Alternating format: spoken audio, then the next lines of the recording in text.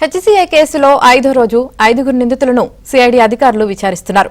ఇప్పటికే హెచ్సీఏ మాజీ president Jaganmohan Rao, treasurer Srinivasarao, CEO Sunil ఛాంబర్లో రికార్డులను ఉప్పల్ స్టేడియంలో సిఐడి అధికారులు తనిఖీలు చేశారు. ఇదే కేసులో నిందితులు రాజేంద్ర యాదవ్, అతని భార్య కవితను సిఐడి విచారించింది. రేపటితో 5గురు నిందితుల కస్టడీ ముగియనుంది.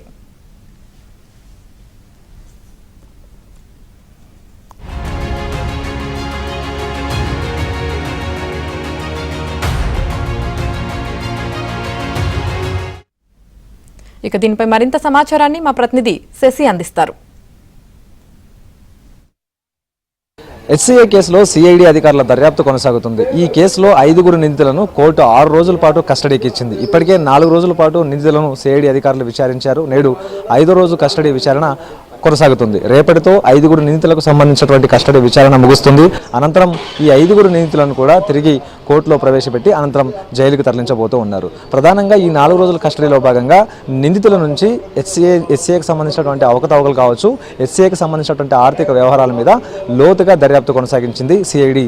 ప్రధానంగా ఈ వ్యవహారంలో జరిగినటువంటి అన్ని అంశాలకు సంబంధించినటువంటి విషయాల మీద వారి నుంచి వివరాలు సేకరించి నిందితుల నుంచి స్టేట్మెంట్ రికార్డ్ చేసినటువంటి సందర్భం కూడా కనిపించింది. అయితే హెచ్సీఏకి సంబంధించినటువంటి కేసులో భాగంగా ఈ 5గురు నిందితులను హెచ్సీఏకి తీసుకెళ్లి అక్కడ రికార్డ్స్ వెరిఫై చేసింది సిఐడి. ప్రధానంగా హెచ్సీఏకి సంబంధించినటువంటి ప్రెసిడెంట్ జగన్మోహన్ రావు ఛాంబర్లో ప్రత్యేకంగా తనిఖీలు చేసినటువంటి సిఐడి అధికారులు అక్కడ కొన్ని డాక్యుమెంట్లను కూడా స్వాధీనం చేసుకున్నారు.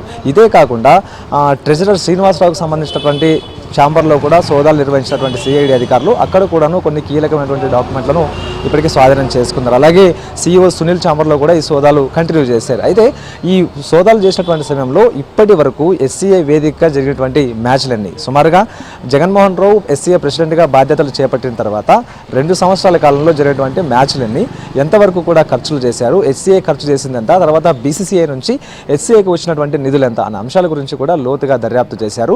అందుకు సంబంధించినటువంటి వివరాలను కూడా ఆధారాలు సేకరించేటటువంటి ప్రయత్నం ఇటు సిఐడి అధికారులు చేశారంటూ కూడా చెప్పుకోవచ్చు. ప్రధానంగా ఆర్థిక వ్యవహారాలకు సంబంధించినటువంటి అంశాల మీద ట్రెజరర్తో పాటు సీఈఓను లోతుగా ఇటు సిఐడి అధికారులు ప్రశ్నిస్తూ ఉన్నారు.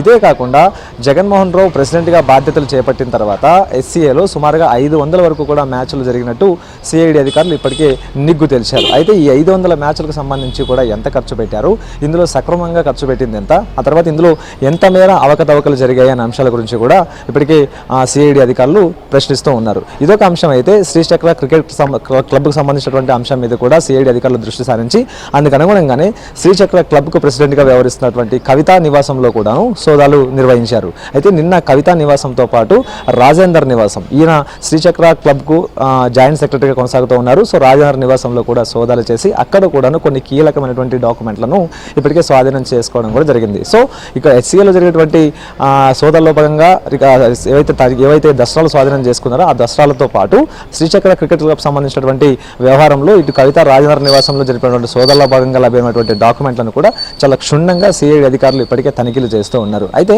చాలా సందర్భాల్లో కూడా హెచ్సీఏ ప్రెసిడెంట్గా వ్యవహరించినటువంటి జగన్మోహన్ రావు నిబంధనలకు విరుద్ధంగా పనిచేసినట్టుగా సిఐడి అధికారులు గుర్తించారు. సో ఇందులో ఎంతవరకు కూడా అవకతవకలు జరిగాయి, అసలు ఈ కాంట్రాక్ట్ ఆ సదరు వ్యక్తిగా ఇవ్వడానికి గల కారణాలు ఏంటనే అంశాల గురించి కూడా ప్రధానంగా ఇప్పుడు లోతుగా దర్యాప్తు చేస్తున్నటువంటి సందర్భం ఉంది. అయితే గత సంవత్సరం క్రితం హెచ్సీఏకి సంబంధించినటువంటి వ్యవహారంలో ప్రధానంగా పవర్ బిల్స్ వ్యవహారంలో చాలా వరకు కూడా ఆరోపణలు వినిపించాయి. హెచ్సీఏకి సంబంధించినటువంటి పవర్ బిల్స్ బకాయిలు పడిపోయి ఉన్నాయి. ఆ పవర్ బిల్స్ కూడా చెల్లించకపోవడంతో విద్యుత్ శాఖ అధికారులు హెచ్సీఏకు విద్యుత్ సరఫరాను నిలిపివేశారు. సో అనంతరం హెచ్సీఏ ఆ బిల్లులను చెల్లించింది. అయితే ఆ పవర్ బిల్స్కి సంబంధించినటువంటి అంశాల మీద కూడా ఇప్పటికే ఆ సిఐడి అధికారులు దృష్టి సారించారు.